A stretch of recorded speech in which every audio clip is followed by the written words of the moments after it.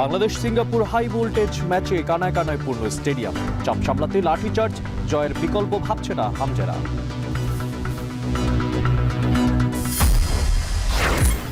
লন্ডনের প্রথম দিনে ব্যস্ত সময় পার করছেন প্রধান উপদেষ্টা। রাতে কমনওয়েলথ মহাসচিবের সঙ্গে বৈঠক, পাচারের অর্থ ফেরাতে গুরুত্বারোপ।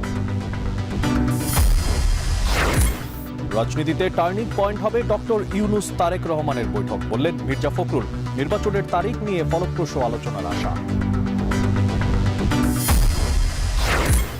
জুলাই গণহত্যায় আসামি বেশি থাকায় তদন্তে বিঘ্ন, মামলা বাণিজ্যে জড়িতদের ছাড় দেওয়া হবে না, হুঁশিয়ারি স্বরাষ্ট্র উপদেষ্টার।